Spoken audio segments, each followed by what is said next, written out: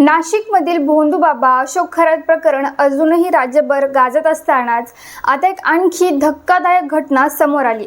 एका ठिकाणी अंधश्रद्धा वापरून लोकांची फसवणूक करण्यात आली, तर दुसऱ्या ठिकाणी प्रेमाच्या नावाखाली शेकडो आयुष्य उद्ध्वस्त करण्याचा खेळ मांडला गेला।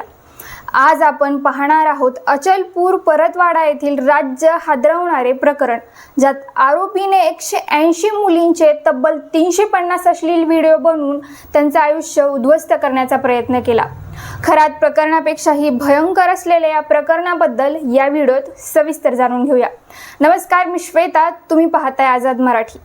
मंडळी, ही घटना आहे अमरावतीतील अचलपूर परतवाडा या जुळ्या शहरांमध्ये हा धक्कादायक प्रकार उघडकीस आलाय। एका आरोपीने प्रेमाच्या नावाखाली अनेक तरुणींना जाळ्यात ओढलं आणि त्यानंतर त्यांचं लैंगिक शोषण केल्याचा आरोप आहे। या प्रकरणातील सर्वात गंभीर बाब म्हणजे या कृत्यांचे व्हिडिओ स्वतः आरोपीने शूट केले आणि ते सोशल मीडियावर व्हायरल केले गेले। फेसबुक, इंस्टाग्राम आणि व्हॉट्सअप सारख्या प्लॅटफॉर्मवर हे व्हिडिओ मोठ्या प्रमाणात पसरले। या व्हिडिओमध्ये पीडित मुलींची असहायता स्पष्टपणे दिसत असून ब्लॅकमेलिंगद्वारे त्यांचे आयुष्य उद्ध्वस्त केल्याचा संशय आहे। राजकीय स्तरावरही या प्रकरणाने खळबळ उडवली आहे। सुमारे 180हून अधिक मुलींचे 350 पेक्षा जास्त व्हिडिओ असल्याचा दावा करण्यात आलाय। या प्रकरणात एकटाच आरोपी नसून त्याच्या मागे आणखी काही जाळं असल्याची शक्यता व्यक्त केली जाते। खासदार अनिल बोंडेंनी या प्रकरणात मोहम्मद अयाज आणि मोहम्मद झोयान यांच्यावर गंभीर आरोप केलेत। दरम्यान परतवाडा पोलिसांनी आरोपी मोहम्मद अयाज मोहम्मद तन्वीर याला अटक केली असून त्याच्यावर भारतीय न्याय संहिता तसेच पॉस्को कायदा आणि IT ॲक्ट अंतर्गत गुन्हे दाखल करण्यात आलेत। धक्कादायक बाब म्हणजे या व्हिडिओमधील अनेक मुली अल्पवयीन असण्याची शक्यता व्यक्त केली जाते।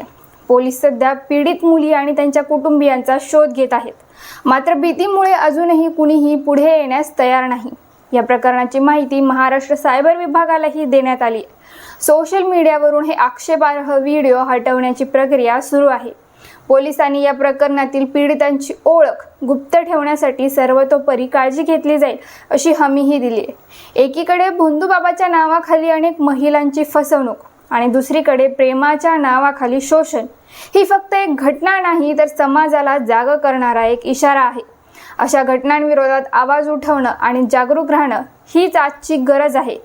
अशाच महत्त्वाच्या बातम्यांसाठी आमच्या चॅनलला सबस्क्राईब करा। व्हिडिओ आवडला असेल तर लाईक करा आणि शेअर करा। पाहत रहा आझाद मराठी।